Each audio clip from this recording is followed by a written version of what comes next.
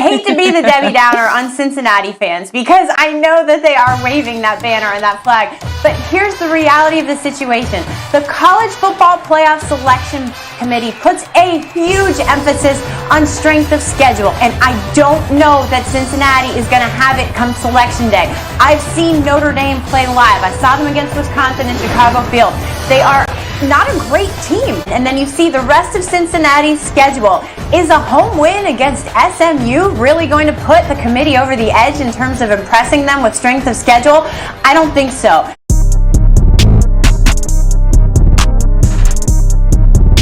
Alright boys, let's speak on it. Alright, so the rankings got released on Sunday, bro. Like I said, I was taking a little mental break. I did like one other video, but now I'm finally back on it. How about that Bama bias, people? I told y'all. It doesn't matter how they lose or who they lose to. Alabama will always get the benefit of doubt because of name bias. See, I used to be a strong believer of SEC bias, and then through a few years, I was like, okay, SEC bias also, kind of exists, because think about it. Kentucky was number 16 and lost to a below 500 LSU team and got to jump 5 spots. Come on, man. When you beat an SEC team, for some reason, the AP poll counts it a lot more than they honestly should, and nobody notices it. I think I'm the only one that's deciding to bring it up, but I mean, we're not going to talk about that. But name bias is real. I told y'all last year when Ohio State kept staying in the top 10 without playing more than 7 games, I told y'all name bias was a real thing. Like, let me put it to y'all like this. In the name bias group, you'll be like, oh, how is their name bias? Oh, simple. ACC, Clemson has name bias. And when they're good, Florida State. And that's pretty much it. In the Big 12, Oklahoma and Texas have name bias. A Big 10, Ohio State, and when they're good, Penn State and Michigan have name bias to them. All right? They get the benefit of doubt. Pac-12, Oregon, and when they're good, USC. Those teams have name bias. SEC, they have the most name bias in their conference because they have Alabama, LSU, Auburn when they're good, Florida when they're good, and Georgia. Those teams get name bias. How do you think Georgia lost 2 bad games to Florida and Alabama, and they stayed top 10? And they had 2 losses where they got blown out. How do you think they were in the top 10 to even face Cincinnati last year in the first place? You know what I'm saying? See, nobody ever talks about that. But on the other hand, this year they're killing it right now. They are the team to be, if I'm being honest. They're probably the national title favorite right now, if I'm really looking at it honestly. Let me talk about the things that kind of piss me off about these rankings and what's to come in the college football playoff. Am I right? Do you not realize the bias and the unnecessary standards certain teams get held to? Like, notice how Alabama loses to an unranked 2-loss Texas A&M team to a backup quarterback and gives up 41 points, and they only get dropped 5. And somebody tried to come at me in one of the little comment sections because I was like, man, how does BYU drop 9 spots losing to Boise State, but Alabama drops 4 spots losing to unranked Texas A&M? And somebody was like, oh, well, that's because of the conference Texas A&M plays in. I'm like, but isn't that still being biased because of the conference they play in? That's still biased. And then he was like, no, I don't think you hear what I'm trying to say. Well, it's also because Texas A&M has a better roster. Okay, isn't that still being a little biased to it? At the end of the day, a unranked team beat another team that should not have lost. Alabama should have literally dropped to 8th or 9th. The fact that they stayed 5th in front of Penn State, who only lost because Sean Clifford was not in the game and the backup sold the bag tumultuously, is crazy. They should be behind Penn State. If you want me to be brutally honest, they should be behind Michigan, behind Oregon. Yeah, I'm going to take it there. Bama should be behind Kentucky. Yeah, I said that. Oh, well, that's so stupid because we already know they're one of the best teams. Okay. But they still lost to an unranked team. The reason why I can give Oregon the benefit of doubt because they lost to an unranked team is because they beat a top 10 team. Notice the closest one for Bama is Ole Miss. And I give them credit where credit is due because they blew them out the water. Simple as that. But there's a whole nother SEC team that hasn't lost yet in Kentucky. Yes, I don't care if you think they're better than them. At the end of the day, if you still assume that Alabama's still better than Kentucky, regardless of an unranked loss, then you're not ranking the teams right, if I'm being honest. Michigan State's still undefeated. Michigan's still undefeated. Ohio State lost to Oregon, but since then they've been going off. I don't understand why they're number 6 though. I would still put them. It doesn't really matter because October the 30th will settle itself. So that's why I can kind of give that a pass, honestly. Teams like Arizona State don't get the benefit of doubt because they lost to BYU. But how does that still make sense? No, check that. I'm not even going to do it. I'm not even going to do it because, right, like I said, Oregon beat Ohio State. So I'm just saying that Arizona State should be a lot higher than just what, 18th? Because they only lost to BYU. I mean, BYU's 19th, but still, that was a ranked team. Simple. And one other thing, in the Big 12, how the heck does Oklahoma State beat Baylor while Baylor is only number 20th, like 20-something? Baylor goes unranked, but Oklahoma State gets to jump all the way to 12th. They haven't even played anybody, to be honest with you. Like, they like I said, they still have a lot of their schedule to go. Next week they face Texas. So yeah, I don't know how Texas is still stuck in the ranking. Honestly, you blow a 21-point lead, you need to get out. Like, honestly. But there's a problem I have, right? See, I made this little term, this little word, and I call it group of 5 phobia. Now, group of 5 phobia is when you see a group of 5 team that's built the resume for 2 years staying undefeated in the regular season, and when they keep going up, Power 5 teams and their fans start boycotting them instantly because they don't play the same teams. But here's my problem with that. That's not their fault. Why fault them for that?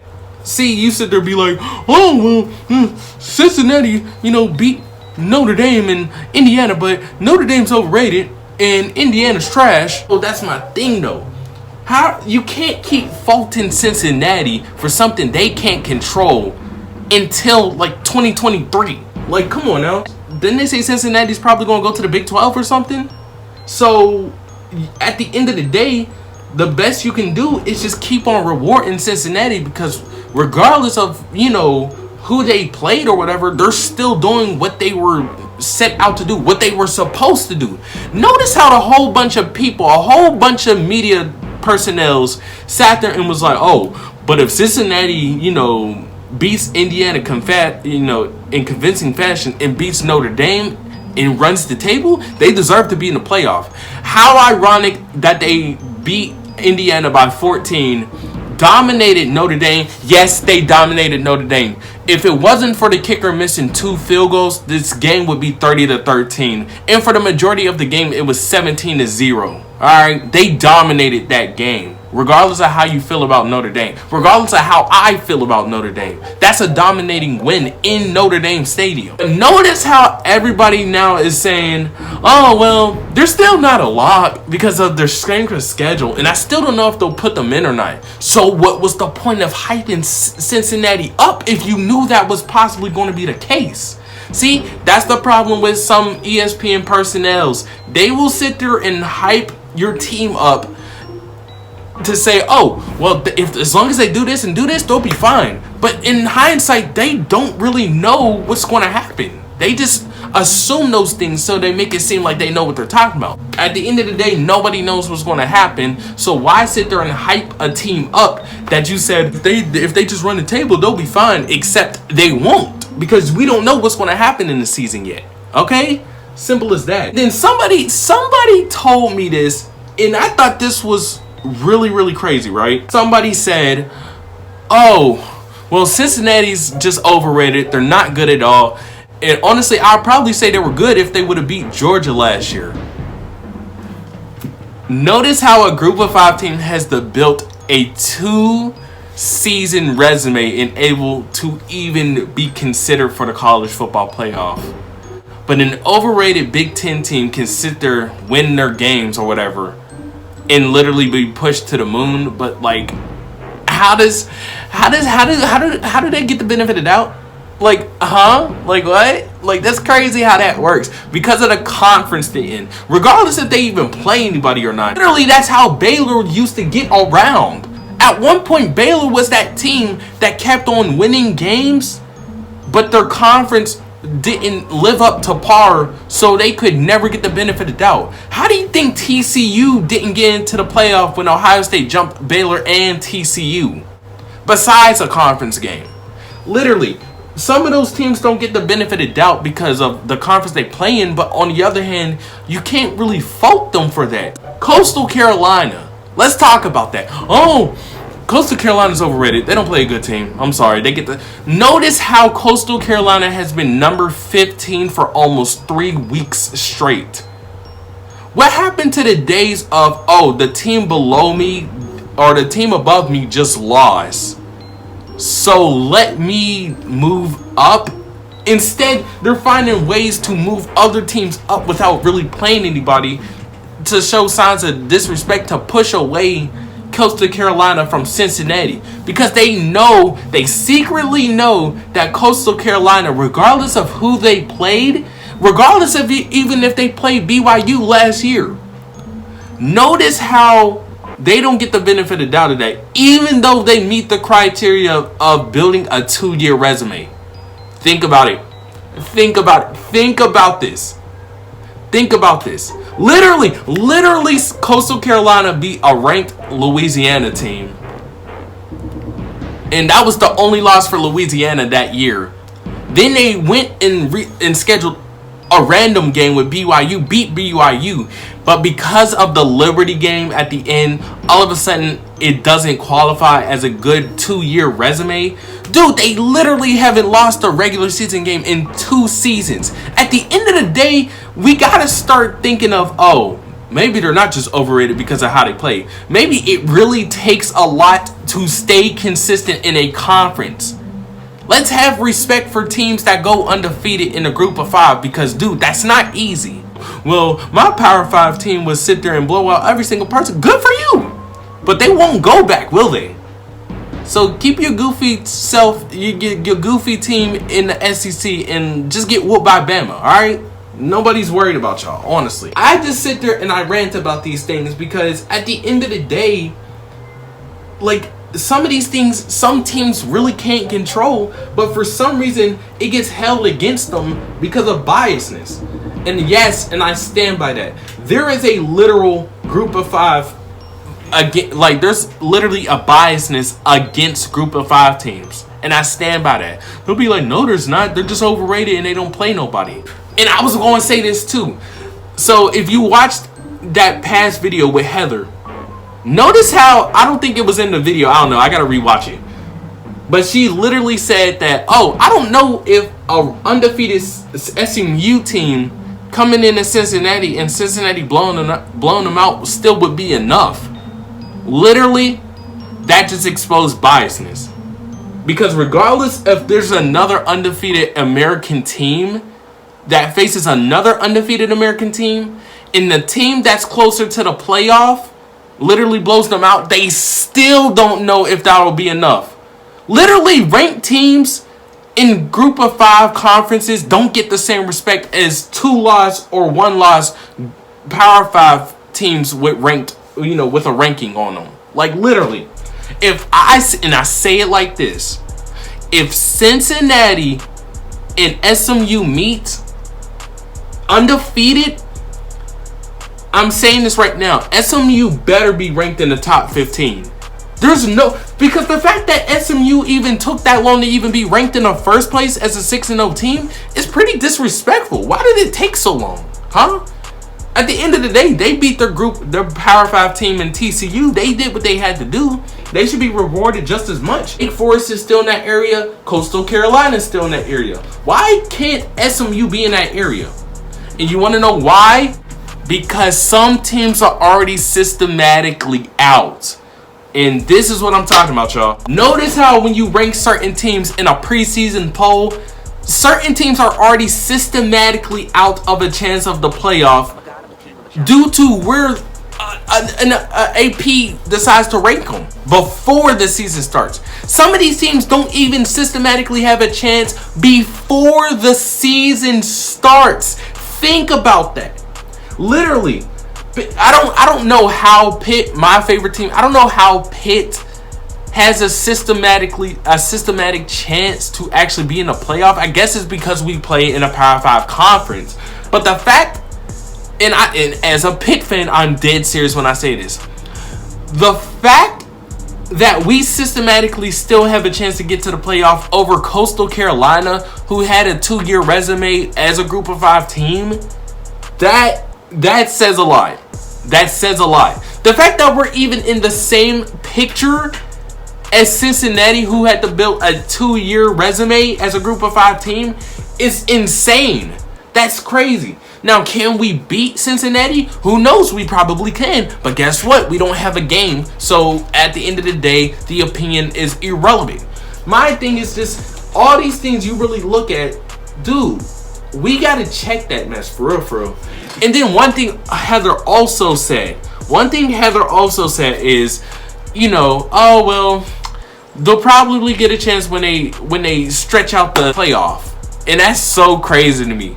Because literally, that's what a bunch of people want. And for anybody that sits there and is like, oh, we don't need a 12-team or 8-team playoff, man. That's too many teams. Be honest with yourself. Did your team make the playoff? If you answered yes, you're probably annoyed because you would have to face more competition if your team makes the playoff again. Be 100% honest. Just be real. You don't want to face more competition if your team can make it to the playoff, and so you want to keep it to 4 because you feel like that's needed. Notice how all these ESPN analysts are like, oh, well, when does student player safety come into hand? Why should we consider an 8-team or a 12-team when it's not healthy for the student athletes? Since when the hell do you care about student athletes? And even then, the football players want to play more games, especially think about the benefits. You get a chance to play in the national championship. At least you get a chance. Systematically, the gap gets even wider for more teams to be in that area. That's probably the best idea. Anybody else that's saying that that's not a good idea to open up the playoff is a weirdo and not a true college football fan. Because real college football fans want more college football. Why would you want less games if it meant your team gets a chance in the natty? And notice how, like I said, notice how fans that their team has already been to the playoff or already won the championship don't want that. But it would be all fun and games if a team like Alabama loses and then they lose again some way, somehow to Georgia. Don't you think that 12-team playoff would have came in handy? Come on. Don't knock it till you try it. You want to sit there and say, bro, we don't need that. But now your team lost to Texas A&M. And if your team loses to Georgia, you're automatically out. But don't you think the college football playoff with the Bama bias would have gave them the benefit of doubt knowing that they lost to a Georgia team who would be number 1 ranked in the playoff? Think about that. All I gotta say is don't knock it till you try it.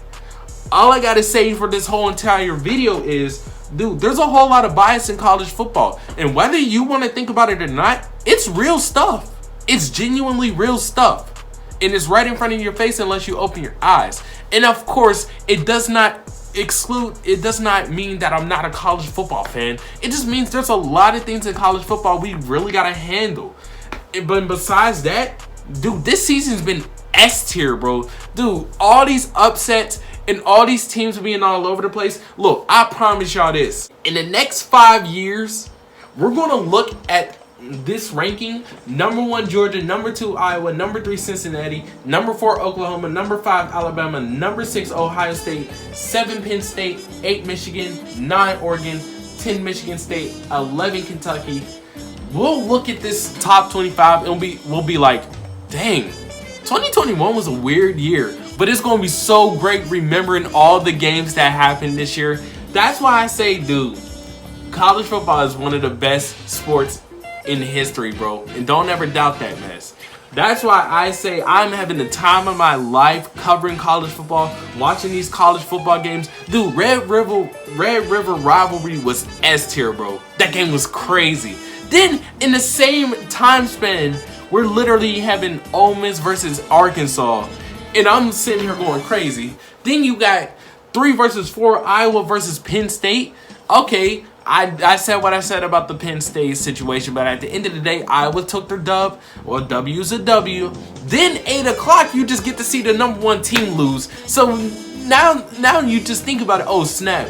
The number 1 team, the number 3 team, or no, it's the 4 team. The number 1 team, the number 4 team, and the number 10 team all lost in the same day.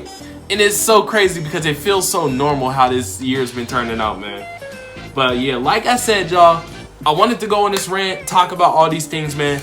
And let me know how you feel. I know there's going to be some biased fans or whatever talking all that crap. At the end of the day, this is a college football page. This is a college football gaming channel. You got the freedom to say whatever you want, and I will not count you out at all, my people. Do what y'all got to do. Love how y'all love. We love the sport of college football. I like to hear everybody's voices. So anyways, y'all, make sure y'all hit that like button, subscribe, share this with your friends while you're at it. Follow me on Instagram, Twitter, the OG channel. Links in the description will be down below. But until then, it's the kid still City Meech. I'm out.